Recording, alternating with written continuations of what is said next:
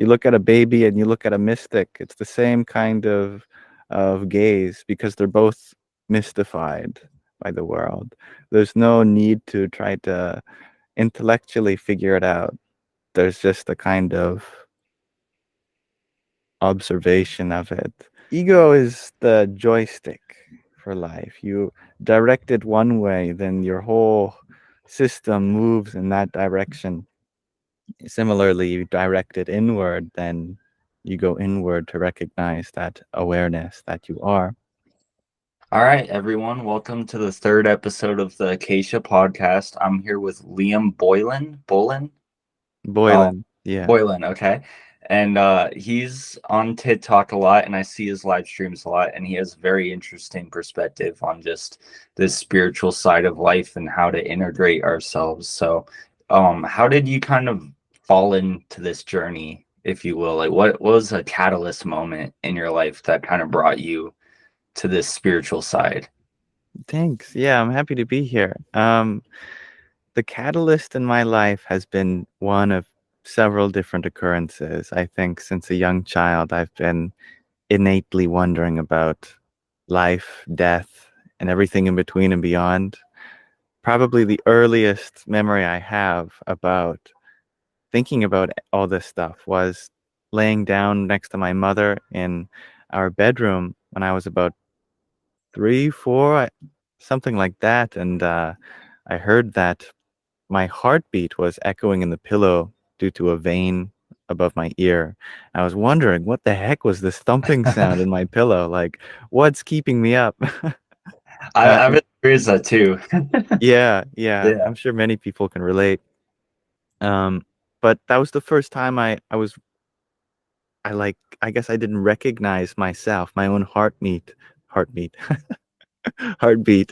Uh, and I had the wish, like I wish it would just stop, so I could get to sleep. But then I realized, oh, I don't want to wish for that. No, I very much like my heart beating. And so I freaked out, I don't know if my mom was still awake or not, but I started screaming, Mom, I don't want my heart to stop. And it's like, what do you do? She says something like, it's not gonna stop, dear. It's okay. It's okay. What got you so worried, And I said, but my heart's gonna stop one day, won't it? And it's like, now what do you say as a mother? You can't lie. You can't say, no, your heart's gonna beat forever. I don't remember exactly what she said, but I think that spawned a deep-seated anxiety in me that my heart was gonna stop. And so for a lot of my life, I guess I've spent a lot of time thinking about how to make the most out of this life and what it really means for you to live on, even if the heart stops and things like that. Interesting. So that was kind of like you questioning your mortality for the first time. It just kind Yeah, of like shook you up a little bit, like, oh, one day I am going to end, my heart will stop. And that kind of threw you into this world of kind of deeper exploration of the self. exactly. So what did you find afterwards? Like what was the next step that kind of brought you I you're very into like the Hindu religions, right? From what I can tell. Yes, I think they've definitely grown on me throughout my life. And what kind of like led you into that arena of consciousness? Well, I think the next feature in my life was around grade 1. I went into class one day and they said that they had a special presenter. It was a scientist. And I always laugh at that word because it's so nondescript. There's so many different kinds of scientists. Yeah. Still to this day, I have no idea what flavor of scientist they were. But they were going on about how there's a kind of science for everything. There's a science of cooking, there's a science of breathing, there's a science of whatever. And we were actually making a bit of a game out of it. She asked the class to put up your hand and say something, and then she would tell you what the science of that thing was. And Hmm. so some kid put up their hand and asked, is there a science of cookies? And she said, of course, there's so many chemical reactions that go in when you're baking and all of the different ingredients coming together and the flavor combinations, culinary science. And the kid was like, wow. So I really wanted to stump them. I was inspired. I wanted to say something that there wasn't a science for. So I asked, is there a science of nothing? Hmm. That's a tough one to answer for sure. Right? and and and she didn't understand the question. And I don't think my classmates did either, but I remember the teacher in the back of the room understood. And he said, I think he's asking, is there a science of nothingness, like the Hmm. concept of there not being anything? And I don't remember the scientist giving me a very good answer. So I had to think about that myself. But when I got to university and I started actually studying mathematics, there was a lot of nothingness there. I mean, Hmm. the number zero is famously discovered only after all of the other numbers were discovered, which is interesting. And of course, in physics, it's a big mystery. How does everything come from nothing? So nothingness is a really big part of uh, of our life. And when I discovered Buddhism and Hinduism and things like that, I realized that nothingness is a profound concept that has been explored in the East. Like in Buddhism, the word for nirvana, the ultimate state of consciousness, is a word that almost quite literally means nothingness. And it is said that the ultimate reality in Hinduism is known as nirguna, which also means kind of nothingness. So I became fascinated with Eastern religion and philosophy because my life had really been on the pursuit of understanding nothingness, what nothingness was before my birth, what after my death, the nothingness that the scientist could not answer for. So in that exploration, like how did that kind of become an internal journey for you and like just kind of realizing how nothingness is kind of consciousness in a way, if you will, or if you would describe it that way? I would. There's a many almost qualities of nothingness that have an overlap with consciousness. If we understand nothingness to be, well, a kind of spaciousness, it's the lack of something. But it's not just an absence, it's that which has an openness for it. There's a potential in nothingness for something to arise. Mm, It's a word that only exists relative to a thing. I mean, no thing is how you break down the word nothing. yeah. It refers to a thing that could be, but isn't, or isn't yet. And so it's a space of possibility to me. And I see that as a precursor to reality, that before everything came nothing. Well, nothing is the perfect kind of recipe for things to follow because there's no limitations to it. Mm, Like on the playground as a child, I would play with the idea. When it was opposite day, the kids would say, you know, I hate you. On opposite day, that means I love you. So kids would have fun with this concept. And I do apologize for the plane flying overhead. I hope oh, it's I not didn't too even loud. hear Okay, it. great. uh, well, if it's opposite day, then it must be the opposite of opposite day, because opposite day means the opposite of everything day. So it's the opposite of opposite day too. But that was my early thinking of nothingness too. That if nothing were truly nothing, then it wouldn't even be nothing. It would negate its Exactly. own self. And nothingness is also infinite as well because it has no like played outness of it yet. It's complete potential of the infinite. Precisely. So I have a question for you then. If nothingness is where everything originated from, using that word choice kind of assumes a linear time on top of that. Would Mm, you say that nothingness is just right now as well? Like the beginning is right now? definitely. Like a musician goes into a booth to record their song. in order for the music to be heard, there must be silence. There must not be planes passing overhead or whatever. So the music is recorded through silence. It's not just what is heard before and after the song. It's also there embedded in the song because it's the very background layer in which the whole song is sung through. I think that nothingness is very similar to what is behind all this presence in this Mm, present moment. It is the space in which it occurs. And that is why it is so similar to consciousness, because it can also be described exactly like that. Consciousness is the background in which the experience of life takes place. hmm. I really like that. I just in my own experience have noticed that the the self, and that's what my next question to you, but the self is kind of this indescribable stuffness that is within everything and moving through everything and contains everything and is everything, but you can't point to it. I can't say this is a remote, like this is God. Right. But when I tell someone this is God, they think that the remote is just God, and that you know what I mean? Like, Well, so it'd be like bringing your cell phone to a caveman and then seeing a little person talking on your phone. They'd go, "How? How is a person inside here? It doesn't make yeah. sense." No, no, it's that the essence of the person is being expressed here, but their reality is beyond this object. But yes, this object is how you can experience this person.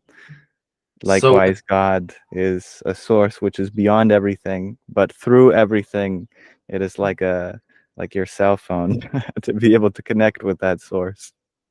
so with that, what how would you in English language describe the self to the best of your ability? Well, there's a big debate in the East between Buddhists and Hindus, which I think actually helps explain, even though it's a debate. The Buddhists say that there is no self. They call it the principle of anatman, no self.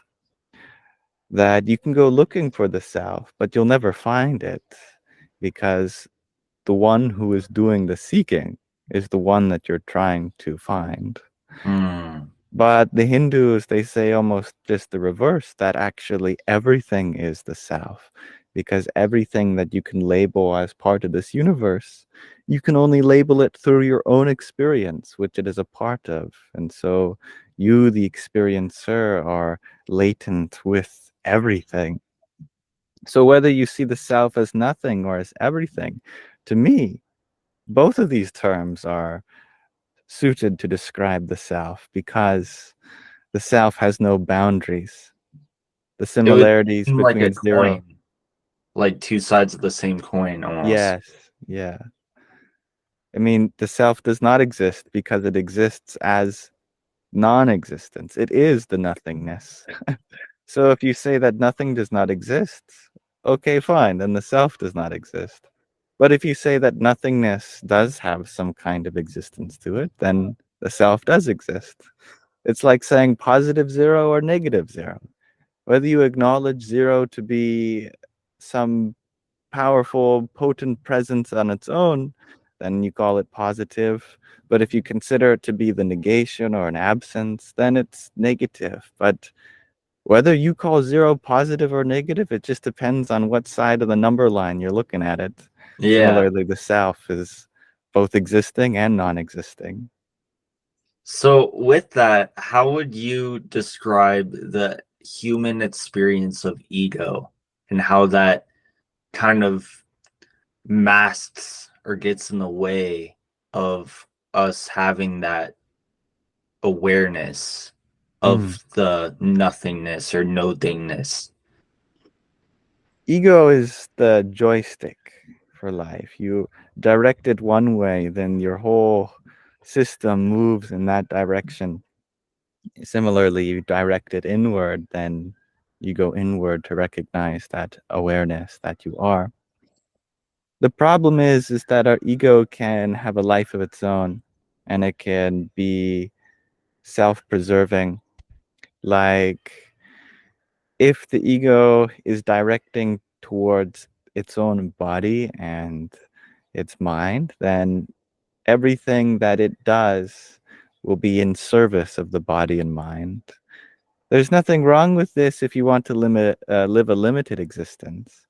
The problem is if you want a kind of true happiness, a true satisfaction to emerge, no matter how much energy you give to the body or the mind, there's still going to be some sense of dissatisfaction. You could have all the luxuries in the world, you could be physically and mentally healthy, but still be unhappy with your life.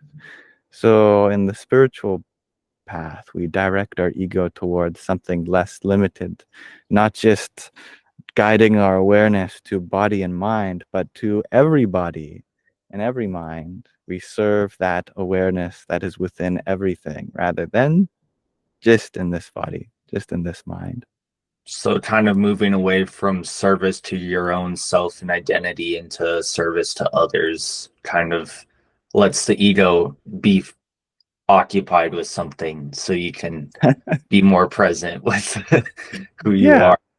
if we've already agreed that you are part of everything, then you should be there for everyone, just as you are there for your body, your mind. It's really beautiful. I wish people could see just how much peace and love there is just behind the mask of the ego. Because I think the ego is suffering. Mm. Would you agree with that?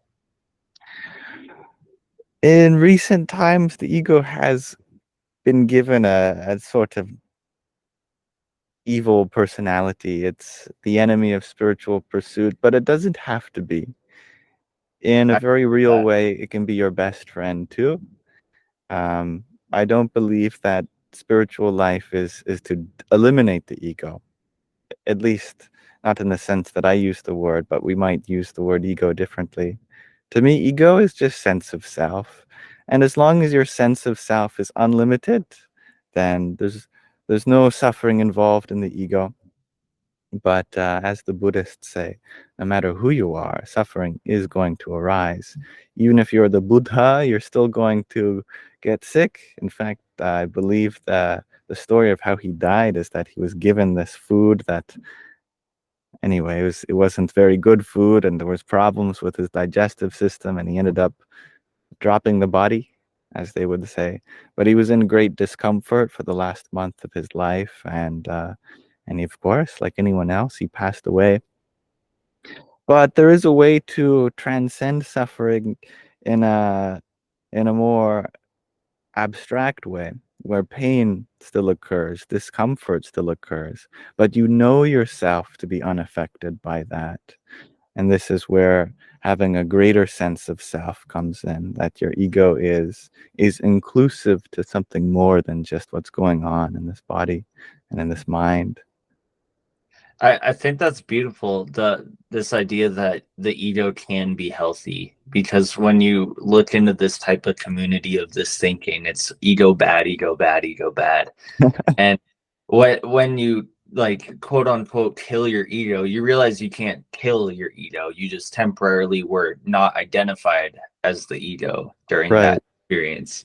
And so I think that the idea you can just slow it down and kind of not get attached to the pain, right? And instead of saying I feel sick, it's like no, you are experiencing the quality of sickness, and you Mhm. can be completely detached from that feeling if you want to. You don't But have to eliminate any sensation that arises. Just don't let your identity be stuck within any sensation, any experience of the senses, and you will be free. I gotta say, this is so funny because I was telling you a wasp stung my nose in my nostril this morning. Yes. And at first, it really, really hurt. But I started laying down and just kind of really being aware of the physical sensation of pain. And all of a sudden, it's like it doesn't hurt. That's an identity you're putting on yourself. But it's just a sensation, and the more you detach from that sensation, it's just like watching the weather, you know. At first it wasn't though. I was very over identified with I'm in pain. Yeah. But I think that you can kind of do the same thing with emotions, with thoughts. Like they're not you, they're experienced by you. And they're an opportunity. Every second you have that opportunity to kind of observe rather than get lost in it.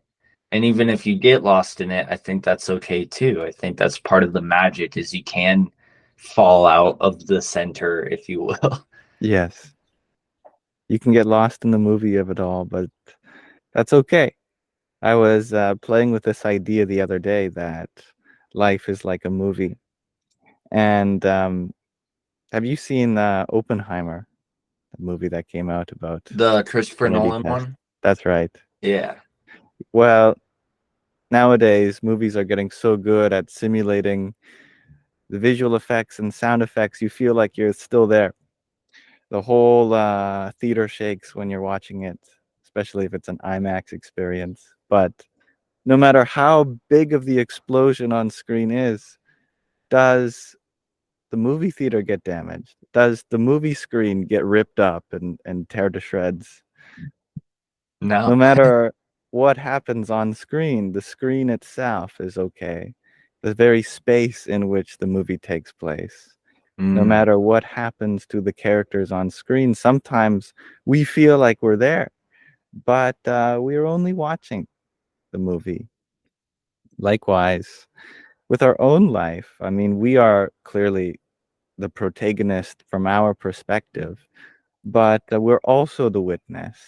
And just witnessing this life, we can enjoy everything that happens, like a sad moment, like a tense moment, like a scary moment, just like a movie. You go to experience all these things, but with the knowledge that you are not the character on the screen, you are merely witnessing it, then we can realize that we are safe no matter how many wasps come up in our nose and sting us. It's okay. Now, of course, we're going to feel the sensation. There's no way around that. But just having the understanding that you are beyond the body, then you can endure it. You can experience it, and you'll have a fun story to tell. it's so interesting, and it kind of goes in this idea of just letting go and just kind of having no stance on something. And again, I have to stress it's okay if you have a stance on something because that's an experience that God wanted to have through you when you did it. Hmm. But man, it's just so magical. I love your presence. It's so now. And I admire that. I'm trying to build myself to get there. But you know, we all spin out a little bit, and I think that's okay. I think it's just a matter of holding that witness as you described it. Definitely. I like what the Shaivites say, the devotees of Shiva. They're very they're a very unique kind of devotee because they have a non-dual kind of devotion where they perform all these acts of reverence towards their Ishta Devata, their personal form of the divine, which is Shiva. But they also recognize that Shiva is them, doing this whole process for them. And so whenever you are in a pickle, if you're waiting for the bus, well, Shiva is waiting for the bus. If Mm. it's raining, well, Shiva wanted to be in the rain. If it's cold, well, Shiva likes to be cold. No matter where you are, you imagine that the divine within you has inspired the situation because it's looking to experience life through you. And we are but vehicles for that uh, divine self expression. So, okay, I have a question for you from your perspective. And I don't know if this is too human of a question, but Um, No, ask, please ask. why? If we're taking the role of Shiva, why would Shiva want to make this crazy existence and Mm, experience it and go through all the suffering involved with it? And I understand the suffering makes sense once you are in that observer, once you are from that oneness state. The suffering was 100% essential almost. mhm. But is it simply just the joy of forgetting and then remembering? Or what? It's something I've always asked myself on my own journey, and I just love hearing different people have their take on it. And I think part of me says, why is the wrong question? But Mm. I still find myself asking it. It's a So good your question. perspective, why? Well, even if we are in the perspective that the suffering is part of the grand play, and that truly whatever you are in essence is unaffected, it still remains that there are many people that don't have this view, and thus the suffering they experience is a big reality for them, and this we have to acknowledge. From my perspective, uh, even those whom are going through great tragedies, great misery, it's an opportunity in two parts. Those who are going through the suffering, it is an opportunity to, well, understand how you can go beyond it.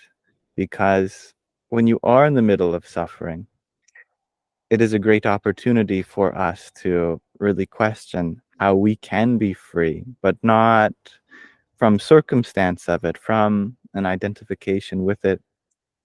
Through suffering, a lot of people become liberated. But for the rest of the world, it's an opportunity to take initiative and to assist. And there is no greater action in my mind than an action that is done for the service of somebody else. And that is how we express ourselves, is by helping. Like, for instance, a mother, she she does not wish for her child to suffer. But whenever there is an opportunity to be a mother, oh, she's happy to help. She's happy to help engage herself in the process of alleviating suffering. And so when we look at all the suffering that's happening in the world, we would not wish the suffering on anyone, but we can be happy that we have an opportunity to help, because the more challenges there are in life for us to face, the more opportunities there are to be engaged, be involved. And I think part of that is what makes this reality such an interactive one, that Mm. it's not just merely a play passing by. You can directly interface with it and make a difference in it. And from that perspective, the conflict in this world is a big part in what makes this story so moving, because it moves us into action, into helping out and becoming more selfless ourselves.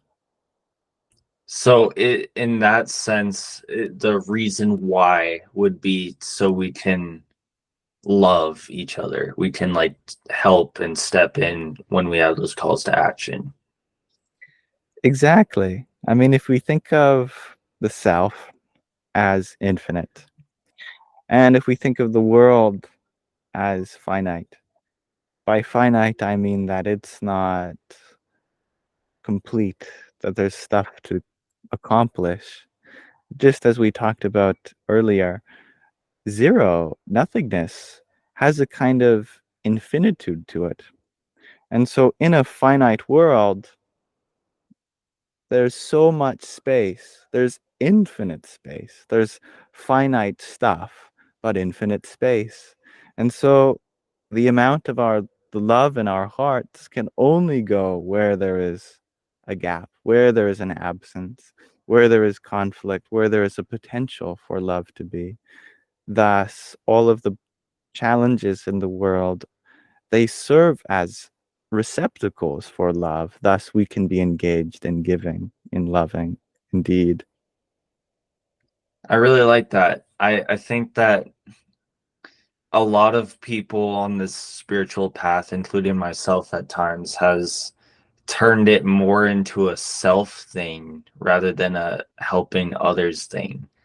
And you're doing all this healing within yourself that you forget you're like, do you realize the power you have to impact people? And I always think like, I always get this message in my head where it just taking one conscious breath in the present moment completely just shifted the world. Just like Mm. you having that 1 second of clarity, even if it was only once in your lifetime, like you were able to have that, and that shifted the world and made everyone more susceptible to being in the moment. And I think when people listen to you and how present you are, it just shifts you more presently, you know? Because you're not like I'm a rambler, right? So when I talk about this stuff, I get very passionate and I just want to talk, talk, talk, talk, That's talk. beautiful. And then I listen to you and I'm like, oh my gosh, you need to slow down, man. Like I'm just going and going and forgetting to be here while I'm talking, you know? That's quite all right. There's so much in you to express, and I think that's wonderful. It's an interesting very interesting. Was there a moment though when it kind of just clicked for you? Like did you feel kind of like that where you're just like so passionate and I have to talk, talk, talk? And when if that was the case, when did it kind of snap into place for you where you found that inner presence and peace? Was it like a collection of moments, or Mm. was there like one type of day where something happened and you were just like, oh, I get it now? I don't think I had any spontaneous realization like that, but certainly when I was younger, I would go on and on forever about these things with others. But when you listen to great masters, oftentimes they use very little words, but yet they have such a deep impact. And I'm fascinated with that because it's like instead of showing someone a garden, it's like planting seeds in their yard. And the seeds by themselves are small, but some of the smallest seeds can grow into great big, beautiful bushes, and some of the biggest trees in the world are made from really small seeds. I believe this is the case of koans and proverbs and verses and mantras, which we've taken such a big experience of life and found a way to fold it up like origami, where it's all there, but now in a bite-sized piece that you Mm, can just give just like that, and then it'll unfold naturally in someone's life. And I think that's fantastic. that's beautiful. Man, I gotta say, I just love your energy right now. It's so pure. Likewise, you bring it Thank out you. of me. All right. What are your thoughts on destiny and free will? Or does none of that Mm. matter? Is that just something we shouldn't even think about?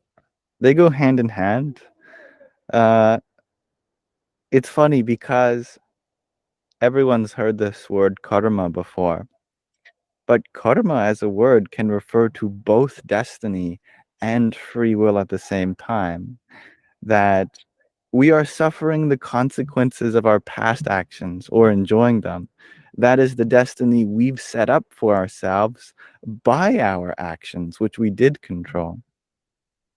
I believe the technical word for karma that you can do nothing about is called prarabdha karma, which is a mouthful. But it literally means the karma that's there since birth, that we've been born into it from endless past lifetimes, like our body, like our family, like our place of birth and time.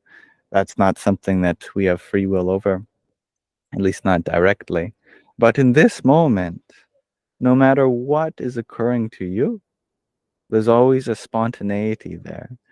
There Mm, is a free will, but it's subtle because it's on the level of awareness. In the yogic philosophy, It is awareness that guides the ego, ego which guides the intellect, intellect which guides the mind, and mind which guides the body. Mm. So we don't directly guide the world, the body, the mind, or even the intellect, but the ego, the place of identification, this we have utmost control over. It just means where your awareness is flowing at any moment. Like two people could be watching the same movie, but where exactly they're watching, what part, maybe one person is looking towards the people and the acting, and maybe the other person is looking towards the scene and the background. Well, if the movie has great acting but terrible CGI, then the first person will have a great experience of it, but the second person will have a terrible experience. And that was determined solely by their power of identification, what they were looking at, what they felt was part of the movie, what made the movie what it is. So you can have no control over what you're watching, but total control over how you experience it. Okay, so it is kind of a mixture in a way. What you're watching was somewhat destined. Maybe it was free will on a higher level of consciousness, but as Right. far as the human goes, it was kind of planned out. But how you experience what's been planned out is entirely up to you. Absolutely. Interesting. I like that. I've been playing around with this idea for the last month, and I've started really enjoying the playing around with destiny because Hmm. it allows you to no longer make wrong decisions, Hmm. because all your wrong decisions 5 years from now will turn out to be the best decision you made because you had no idea it was going to teach you this that you needed to learn for that. And I think the idea of destiny takes all this weight off your shoulders of like, I'm not constantly self-criticizing and just tearing myself apart to find something, when it's like, let go, it unfolds, let it unfold. But I like your idea of how I think that is free will, is you get to choose to hold on to it or let it unfold. We've heard of these alchemists of the past that were able to transmute lead into gold. To me, this is a great metaphor because lead is famously a poison. It's a carcinogen and other heavy metals. But gold, of course, is a treasure. It's what many economies have been based around for thousands of years. So to transmute a poison into a treasure, this is what we can do at the conscious level. We might not be able to change our actions of the past 5 years ago, but how this moment is unfolding, we can use our past mistakes to learn from them, to grow from them. And the greater the mistake, the greater the lesson, the more you are able to transform your destiny. That's beautiful. I think a lot of people should listen to that idea that you can transform yourself from lead into gold. And what's really interesting about that is the symbol, the alchemical symbol for gold, is the same symbol for the sun, which is Hmm. also the same symbol of the Gnostics called the monad for Right. God, which is just a circle with a dot in it. I didn't And know that. That's awesome. it all overlaps, and to me the circle and a dot is a perfect representation of the self observing itself. You're the dot observing the wall around you of experience. It's a wonderful symbol. It makes me wonder what the symbol for lead is then. Yeah, I haven't looked into that one yet. I should though. Mhm. And also the Egyptian god Ra is the same symbol, which is also the sun The in a way. sun god, yeah, that makes Yeah. makes a lot of So sense. it's interesting that all those kind of got mixed up in the same symbol. I think it made sense though. Mm. To me, the circle with the dot in it, it's describing Atman and Brahman, the two words that are one in the Upanishads. That Atman refers to the self, that's the point within everyone, that witness shining through. And Brahman is the total space of experience itself, the all-expansive one. But being identical with one another means that that point of experience is this whole universe unfolding, that the infinite, the infinity, and the zero are actually one and the same. I love that. I think a trap that a lot of people fall into is, that's something I fell into, is we get so caught up in thinking about this infinity and understanding this infinity that we forget to just be in the moment. You know, you're so like, I'm gonna figure it out. And the problem is that you can't know it, or you can't understand it conceptually, but you can know it by being it, because you already are being it. And Mm, there was never a time where you weren't being it.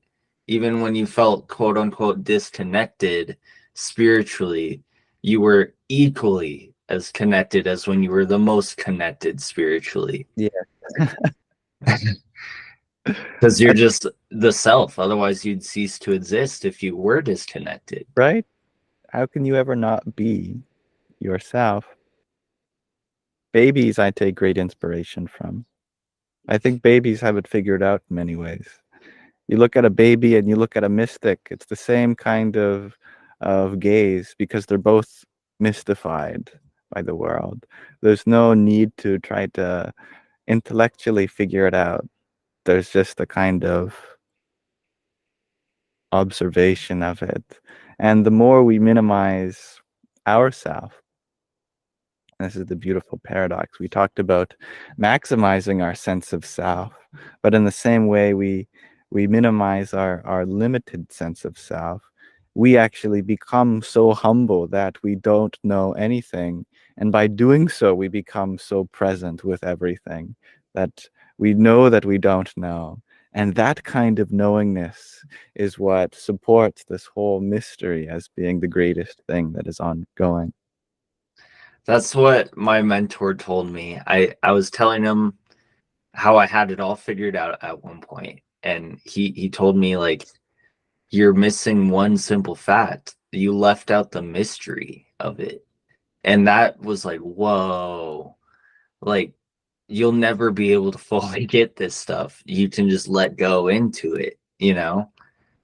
And I think that's why it's so important that you're on this interview right now, is so people can see someone who's not just asking the questions, but is living in that presence. Oh, It's thank you. important for me because I just like, you're teaching me so much right now just from how you present yourself. You're so calm and so here. And I think that's what attracts people to you, is they're like, what's going on with Lyam over there? He's a little different, right? And it's because you're just you have this like softness to you, with how you deliver yourself. And I think that shows how consciously aware in this moment you are right now. You're not just running around like a chicken with its head cut off, you know? You're very centered, very here, very present. And I absolutely love that for you. It's amazing. It's beautiful. I appreciate that too. I have lots of ways to go still, and there are many ways in which I can be more present. As we were talking about a baby, I think whenever there is something beautiful happening, all eyes goes towards the baby because we can't experience the beauty. We know that this small, lovely, wonderful being is experiencing the beauty, and thus we see the sparkle in their eyes, and we look to experience it through them. And I love how so many parents have a second childhood through their children, that Mm. they may have lost the wonder, the spark, the mystery, but they know that their child will get to experience it for them. Thus, if I can connect with the child who's experiencing this wonder, then I can connect with the wonder too. And here's something that's interesting. I think People kind of assume being present and being in the moment means you're sitting on a couch with the IV plugged in and you're just not doing anything. But in reality, you can do anything present. You can do, like, if you have a job, you can go to work. Every person you encounter with, you can have present moment awareness while talking to them. You can, when you're taking a walk, you can try to look at all the cracks in the sidewalk and really, Mm, really enjoy how insane patterns just exist in that one small inch of that sidewalk. I love that you And notice these things.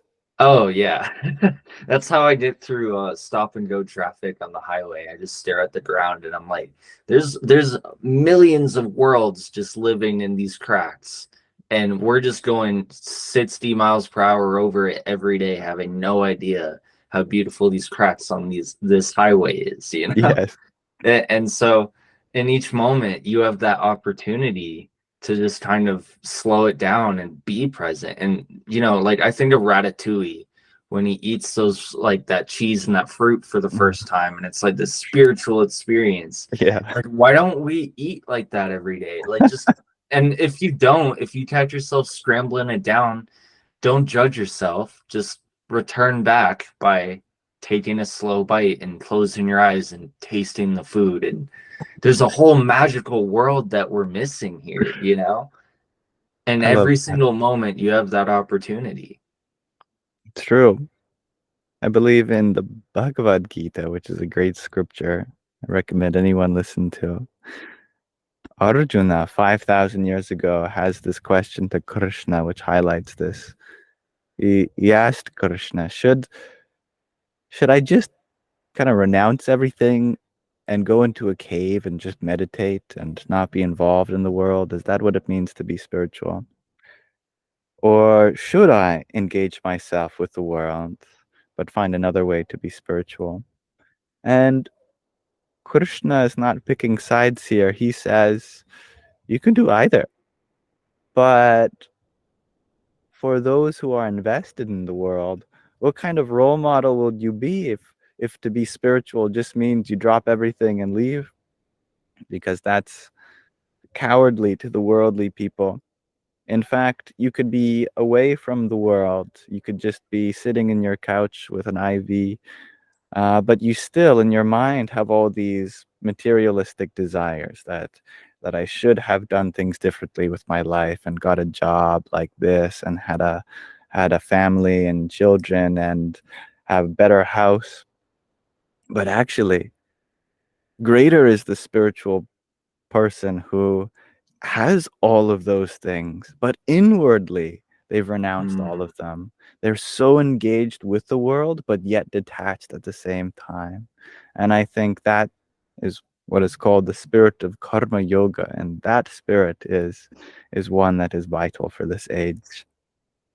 I would say there's a lot more learning and growing in that path, because you're going to be tempted a lot to fall out of that present and get angry or get sad, get mad, whatever it looks like, or have greed about wanting that object or whatever it is. And I think if you just go in the cave, you'll still struggle with like the self and all the fun things the brain will come up with to mess with you. But when you go out into the world, now you actually have to deal with people. You have to interact with all these different egos and spirits and things like that. And how are you going to hold your center in the chaos of that storm? And Exactly. You the get it. beauty is that when you do, it's no longer a storm. It's just beauty everywhere. But it takes you to kind of build up. I don't like the word armor because it implies there's a fight, but the fight is an illusion in a way, right? It starts as a fight until you realize that you're just like the one stabbing yourself on the other side, Yeah. you know? So interesting. It's a beautiful thing to realize that in this world, everything that comes our way is an opportunity. all of the challenges we face in everyday life, in worldly life, that someone arguing with you, someone, a customer, for example, you're in customer service, they've had a bad day, you've had a bad day. This is the divine. The divine is inspiring this in their heart for you for them to see if you can recognize this, if you can understand that this is a moment where I can practice presence, practice patience and humility. And if you do this, then you will be successful in everything that you do, because then no one becomes your enemy. You are Mm. friends with the heart within everyone. Even if they're berating you, even if they're attacking you, you see, oh, this is the spirit of the universe here to give me another challenge, here to see if I can be a little more egoless, to engage with compassion and positivity. How blessed am I that I'm having this test to deepen my faith and in this presence of life. It's almost like a game, a game played by you and the universe being you. And the universe is trying to play gotcha, but it's that game ends once you got because you realize that it's all you doing it to yourself. But Or does it begin? yeah, I mean both, honestly. It's so wild, but I love that. I think there's something Alan Watts said that's always stuck with me, that, and I'm gonna paraphrase this quote, but don't live life so what's the word? Seriously. Live it sincerely. Mm.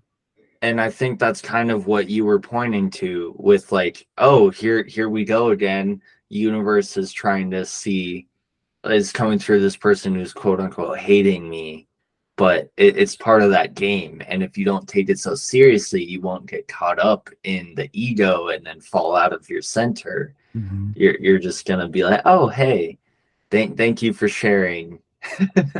Yeah. Totally different mindset. If you look around in the animal kingdom, we're the only monkeys wearing suits and ties, showing up to work with straight face. None of the stars in the sky, none of the planets, none of the galaxies do they have anywhere to be. They are just vibrantly expressing themselves. I love the spirit of a sun, of a star. It's just a ball of fire. It is just Mhm. burning relentlessly. It is such a source of light, of life, of energy. And I think that is what we are too in many ways. We are literally descendants of stars, as all of the atoms in our being have come from the explosion. What drama of the universe gave rise to us? Yes, we love our drama, but it's more sincere than serious. It's vibrant. That is why people say you should meditate like your hair is on fire. Just become so actively real, but don't be attached to anything. And then you get attached to not being attached. That's another little fun one. This is a golden tether, I think the Buddhists call it, that we feel like in order to be enlightened, we should have no desires. But what about the desire for enlightenment itself? Isn't that one of the things preventing us from being non-attached? If we're attached to our own enlightenment, how can we ever rid ourselves of all attachments so that we can be enlightened? It's a great paradox, but there's a simple resolution in my mind that not all attachments are bad. It's just the selfish ones. And if we are selfishly trying to attain enlightenment, that is to say, we want to be happy, we want to be blissful, we want to be peaceful, well, then what about everyone else? Mm. So, to me, there is something higher than the pursuit of enlightenment, and that's the pursuit of everyone's enlightenment. That if we try to go into this world with an attachment not to our own happiness, but to everyone's happiness, then we get enlightenment as a byproduct because it's a practical thing. that you want to spread joy, peace, positivity. Well, the universe says we're going to have to give you that resource within you now so that you can give it. Mm. And I think that the universe just kind of naturally aligns more with that type of approach. Because when you do it the other way, the universe will quickly remind you how unenlightened you are. Oh, the universe is quick to humble us. Yes, definitely. Every time I slip up, the universe goes, hey, what did I say? It's so magical. I'm so happy you came on here. Is there a way people can reach out and connect with you on different socials and things like that? And I'll also throw it in the link so people can find you there. But or Oh, any yeah. I mean, thoughts you my have? inboxes are always open. I'm always happy to receive messages. On all of my platforms, except for TikTok right now, my messages are open and just going to my link tree, linktr.ee/YAMSOX. I'm Cool. sure I can give you the link. I'm happy to respond just Yeah. as you sent me an email. And do you have any closing words you feel like sharing with anyone today? Mm. Well, today is so beautiful. The sun is out, and it makes me think that for many people the sun isn't out. But even on a cloudy day, the very same light that illumines the world comes from that sun. So a wise person, even on a cloudy day, they recognize the sun is still out. It is just hiding. But as Mm, long as I know it's there, I don't have to worry. that's beautiful. Well, thank you so much, Liam. I'm super happy. If you're interested in coming back on again, we can talk about that in the future. But Absolutely. I Thank you for I having me, can't wait to Tommy. hear more from you. Likewise. All right. Have a great day, man. You as well, my friend. All right.